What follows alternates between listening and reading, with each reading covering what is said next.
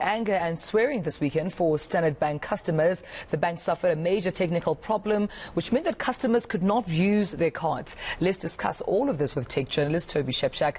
Toby, good morning to you. What exactly happened to Standard Bank and its customers? I did see, of course, they were trending on social media.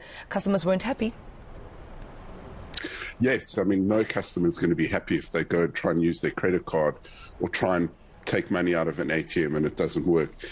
But you know, this is the full details of it haven't come out, but what we can see is that it was an outage that lasted a few hours and it inconvenienced a lot of people and a lot of companies.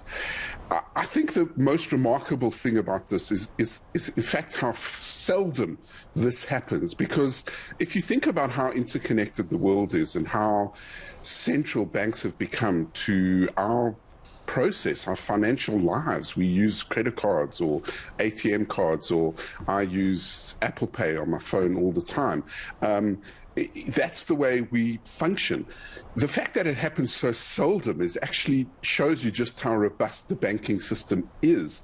We see lots of outages of other services that are based in the cloud. And remember, most banking services are now very cloud-based. So what we're seeing is, you know, Gmail goes down, Twitter goes down, Facebook, a whole bunch of other services go down, and it's not much of an inconvenience, but they go down a lot more regularly than banking organizations do. And I think that just shows you how much extra effort the banks put into not going down. So it's easy to criticize the bank, and there's a lot of anger around this, but actually I think what we're missing in this whole picture is that it's remarkable that the banks are as robust as they are and that there aren't more outages, which just shows you how much extra effort they put into the system. So what do you do in that kind of circumstance? I don't know that there's anything you can do. Can you pay for your groceries? Can you get out of the car park? Can you accept payments from your customers? I'm not entirely sure there is an offline solution to that right now. Some credit card machines will function offline, on the understanding that you know, they can resolve the issue when power comes back on. But you know, it's very rare that we see these kinds of things. And in fact, what we see more often are the same kind of problems caused by power failures, by load shedding. You know, so you know, if you're a small business and you don't have power to use your credit card machine or your point of sale machine, you know, that's just as disastrous, and that happens a lot more often than bank outages do.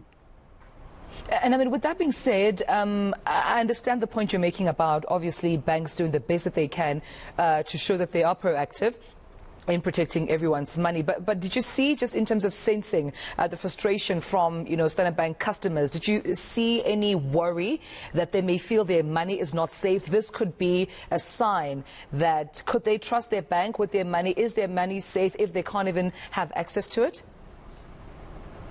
I haven't noticed that sentiment on social media, and I only look at Twitter quite rarely. So I can't say what the social media perception of it is, but that's an irrational thought, isn't it? Just because the electronics that keep the bank running have shut down temporarily, it doesn't mean that your money's evaporated. I mean, this is not Russia, where banks can no longer get payments in euros or dollars.